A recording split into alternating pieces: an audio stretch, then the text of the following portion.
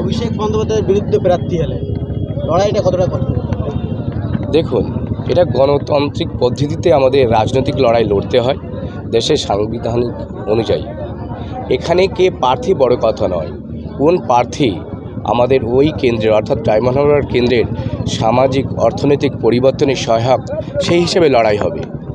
যে কেউ তো দাঁড়াতে হবে, এটা প্রার্থীটা বড় কথা নয়, প্রার্থীটা কি কাজ করবে সেটা বড় কথা, প্রার্থীটার যোগ্যতা আছে কি না এটা বড় কথা। ওখানে তো এক জল্পনা চলছিল প্রার্থী কে হবে না, এমনকি নওশাদ সিদ্দিকী নিজেও ইচ্ছা প্রকাশ করেছে, তাহলে আপনাকে দেওয়া হলো নওশাদ দাঁড়ানো? এই বিষয়ে আমাকে কেন দেওয়া হয়েছে দল বলতে পারবে, তবে আমাদের দলে একটি পদ্ধতি মেনে হয়, ডেমোক্রেটিক ওয়েতে আমাদের দল সিদ্ধান্ত নেয়, কালেকটিভ ডিসিশনে বিশ্বাসী আমরা। সেই হিসেবে দল আমাকে ওখানে দাঁড় করবার জন্য প্রস্তাব দিয়েছিল, আমি তাতে সম্মতি প্রকাশ করেছি। সিপিএমের সঙ্গে আপনাদের জোট নেই, লড়াই কতটা কঠিন হবে বলে মনে হচ্ছে? দেখুন, যদি বলতে চান, আমাদের ভারতবর্ষ স্বাধীনতা পেয়েছিল 1947 সালের 15ই আগস্ট।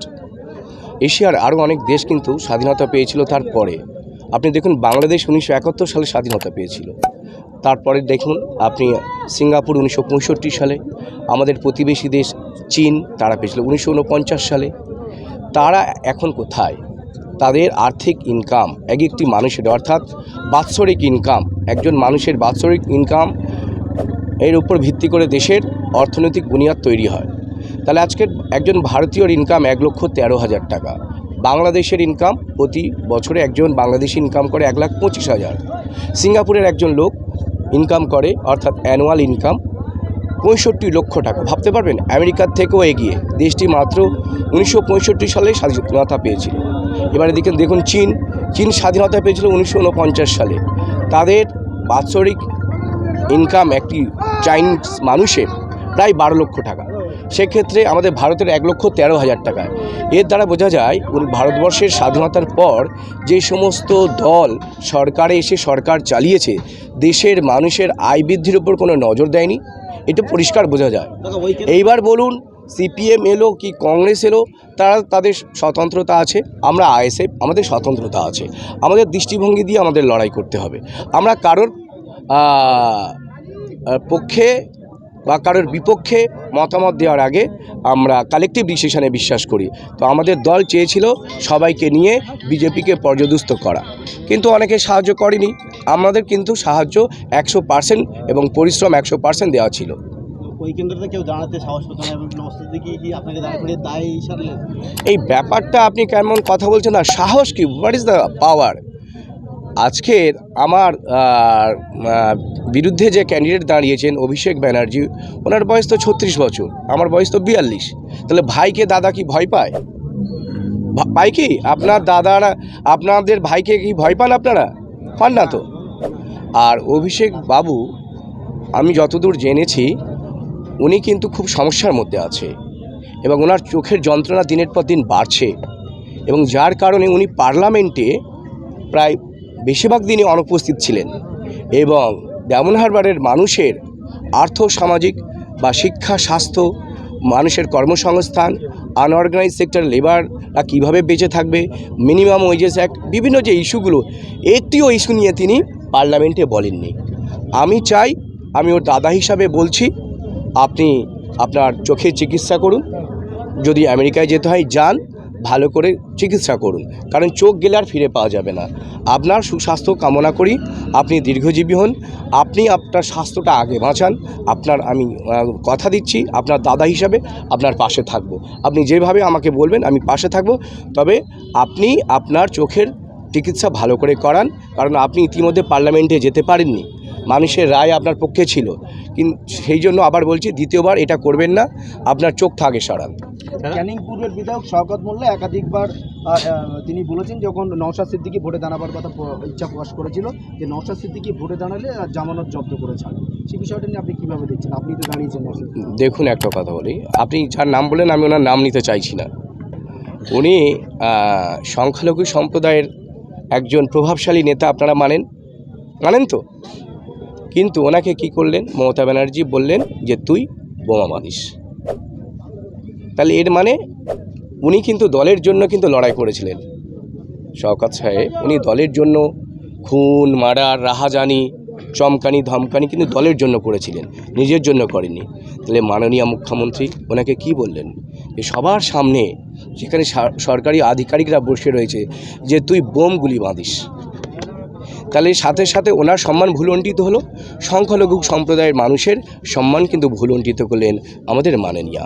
এটা বুঝতে হবে সংখ্যালঘু সম্প্রদায়ের মানুষদের। এইবার কি শান্তিপূর্ণভাবে ভোট হবে ডায়মন্ড হারবারে? আমাদের আইএসএফের কাছে একটাই চ্যালেঞ্জ যে এবারে ফ্রি অ্যান্ড ফেয়ার ইলেকশন হবে। আমার দলের প্রার্থী জিতুক না জিতুক বড় নয়, মানুষ যাতে নির্ভয়ে বুথে গিয়ে তার মতটাকে প্রতিষ্ঠিত করতে পারে, অর্থাৎ যে প্রার্থীকে তিনি পছন্দ করতেন সেই প্রার্থীকে যেন ভোটটা দিতে পারেন নির্ভয়ে। প্রচারে তো নেমে গেছি, আপনারা দেখতে পাচ্ছেন। ডায়মন্ড হারবার এবং যাদবপুরে মথুরাপুর আইএসএফ প্রার্থীকে হুঙ্কার শাসক দলের বিরুদ্ধে। দক্ষিণ 24 পরগনা জেলার যাদবপুর লোকসভা কেন্দ্রের আইএসএফ এর প্রার্থী নূর আলম খান ভাঙড়ে দাঁড়িয়ে নির্বাচনী প্রচারে শাসক দলকে হুমকি দিলেন। অন্যদিকে ডায়মন্ড হারবারে আইএসএফ প্রার্থী মজনু লস্কর জানালেন, অভিষেক বাবু খুব সমস্যার মধ্যে আছেন, অসুবিধে নেই, আমি পাশে দাঁড়াবো। হবে আইএসএফ এর দুটি প্রার্থীর বক্তব্যের প্রতিটি ক্ষেত্রে শাসক দলের দুর্নীতি এবং অত্যাচারের কথা উঠে এসেছে। অন্যদিকে মথুরাপুরে অজয় কুমার দাস ভোটারদের মনোবল বাড়াতে তাদের পাশে দাঁড়াবার আশ্বাস দেন। তবে 3 জন প্রার্থী প্রচারে এসে সাংবাদিকদের মুখোমুখি হয়ে জানান তারাই জিতবেন এই লোকসভা কেন্দ্রগুলিতে। না, দল আমাকে দায়িত্ব দিয়েছে যাদবপুর লোকসভার জন্য, আমি এই গুরুদায়িত্ব পালন করছি কাঁধে তুলে নিয়ে। বিশেষ করে যাদবপুর লোকসভা আজকে অবহেলিত, লাঞ্ছিত, পদদলিত হয়েছে। অসংখ্য বেকার যুবক যুবতী বেড়ে গেছে। অসংখ্য মায়েরা আজকে তার ছেলেদের হারিয়েছে, তার মেয়েদের হারিয়েছে। এই দুঃখ, বেদনা, লাঞ্ছনা এইসব মুক্তি দিতে আমি এক অন্যরকম পন্থা অবলম্বন করেছি এবং আইএসএফ সে দায়িত্ব আমাকে দিয়েছে। আমি চেষ্টা করছি যাদবপুর লোকসভার সমস্ত মায়েদের, বোনেদের, ভাইয়েদের যারা বেকার যুবক যুবতী ওদের সঠিক কর্মসংস্থানের ব্যবস্থা করানোর জন্য এই যাদবপুর লোকসভা থেকে দিল্লির পার্লামেন্টে গিয়ে দরবার করব। যাদবপুর লোকসভা কেন্দ্রে বিগত দিনে আপনারা সিপিএমের সঙ্গে জোট নিয়ে লড়াই করেছেন, এখন তো আপনারা সিঙ্গেল প্রার্থী দিয়েছেন। আমরা বৃহত্তর স্বার্থে প্রথম থেকেই আমরা অপেক্ষা করেছি। প্রথম থেকে সিপিএমের আলিমুদ্দিন যে স্ট্রিট, ওখানে কিন্তু সবসময়ের জন্য আইএসএফের আমাদের চেয়ারম্যান, রাজ্য কমিটির সমস্ত মেম্বাররা কিন্তু দাঁড়ে দাঁড়ে ঘুরেছে।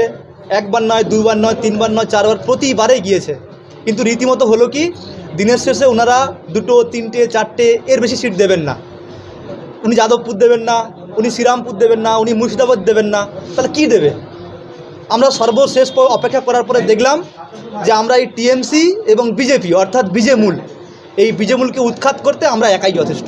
কিছুদিন আগে ভাঙড়ে আইএসএফ কর্মী আহত হয়েছে, সেক্ষেত্রে যে সিপিআইএম প্রার্থী হয়েছেন সৃজন ভট্টাচার্য, তিনি আইএসএফ কর্মীকে নিয়ে কোলার থানায় অভিযোগ করতে গিয়েছিলেন এবং তিনি বলেছিলেন যে আইএসএফ কর্মীর পাশে আমরা আছি। তো এবার সেই সিপিএম কর্মীর বিরুদ্ধে আপনি লড়াই করবেন, কী বলবেন? নিঃসন্দেহে আমরা বৃহত্তর স্বার্থে চেষ্টা করেছি। আমরা লাস্ট দিন পর্যন্ত অপেক্ষা করেছি যে যদি কোনো রকমভাবে আমাদের সঙ্গে সিপিএম সমঝোতা করে তাহলে আমরা এই টিএমসি নামক দুর্নীতিমূলক দল এবং বিজেমূল, যাকে বিজেপি বলি, সেই দুটো দলকে উৎখাত করতে আমরা সক্ষম হব। কিন্তু শেষ পর্যন্ত ওরা আমাদের সঙ্গে সাথ দেয়নি, তাই বাধ্য হয়ে আমরা একা চলার সিদ্ধান্তে এগিয়ে গেছি। সেক্ষেত্রে আপনার প্রধান প্রতিপক্ষের কাকে ভাবছেন? হ্যাঁ, আরও বলুন। চতুর্মুখী লড়াই, প্রধান প্রতিপক্ষের কাকে ভাবছেন?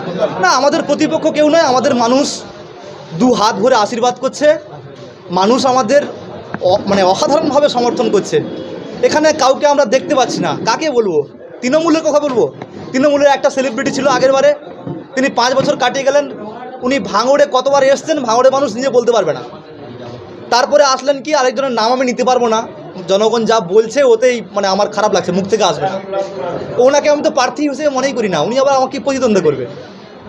এদিকে মাঝখান থেকে সিপিএমের যে ক্যান্ডিডেট দাঁড়িয়েছেন, তো ওনার মধ্যে আমার কোনো রকম কোনো রাগ হিংসা কিছুই নেই। হোক, আমাদের মানুষ চাইছে আইএসএফ যাদবপুর লোকসভা থেকে দিল্লিতে দরবার করবে। ভাঙড়ে তো পঞ্চায়েত ভোটে 7 জনের মৃত্যু হয়েছে, সেই জায়গায় দাঁড়িয়ে লোকসভা ভোট কতটা শান্তিপূর্ণ হবে বলে মনে করছে? নিঃসন্দেহে শান্তিপূর্ণভাবে আমরা যথাযথ ব্যবস্থা নিচ্ছি। মাঝে একজন ব্যক্তি খুব উৎপাত করছিল, ওনাকে আমরা জেলে ঢুকিয়ে দিয়েছি।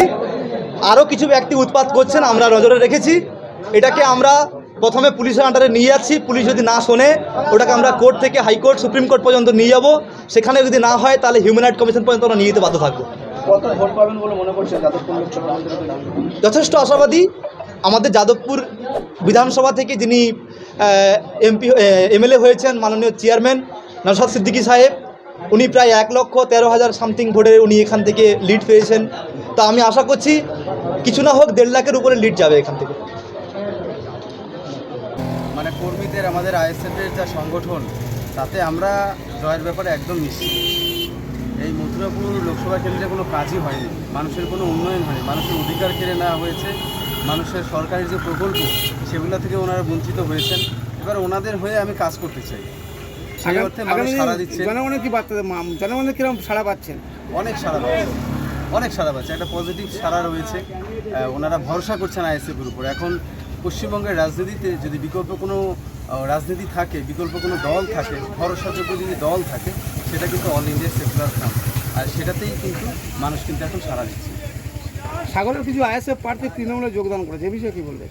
দেখুন, এই সমস্ত কিছু মানুষকে ভুল বোঝানোর জন্য, মানে আমাদের যে অল ইন্ডিয়া সেকুলার ফ্রন্টের কর্মী আছেন তাদের মনোবল দুর্বল করার জন্য এই সমস্ত কিছু করছেন, বা দেওয়ালও ওনারা মুছছেন, কিন্তু এতে কোনো কাজ হবে না। আইএসএফ হচ্ছে অন্যরকম একটা দল, এখন বিকল্প শক্তি হিসেবে পশ্চিমবঙ্গের মধ্যে নিজেদের অবস্থান রাখবেন আর কি। আগামী দিন জনগণের কী বার্তা দিতে চাচ্ছেন আপনি? হ্যাঁ, এখানকার মানুষের সবার প্রথমে যেটা করব আমি, সন্ত্রাসমুক্ত মথুরাপুর করব, বুঝলেন। আর হচ্ছে কি, এখানকার মানুষের যে অভাব অভিযোগ সেগুলোকে দিল্লি নিয়ে যাব। এখানে দেখুন, পানীয় জলের একটা ভীষণ সমস্যা, বাড়িতে বাড়িতে জলের যে একটা সমস্যা, কর্মসংস্থান নেই এই সমস্ত এলাকার মধ্যে। এই ব্যাপার নিয়ে কিন্তু আমি দিল্লিতে দরবার হব, এখানকার মানুষের এই অসুবিধাগুলো আমি সমাধানের চেষ্টা করব। আমার নাম আমার নাম হচ্ছে অজয় কুমার দাস, অধ্যাপক অজয় কুমার দাস, আমি ডানকুনি।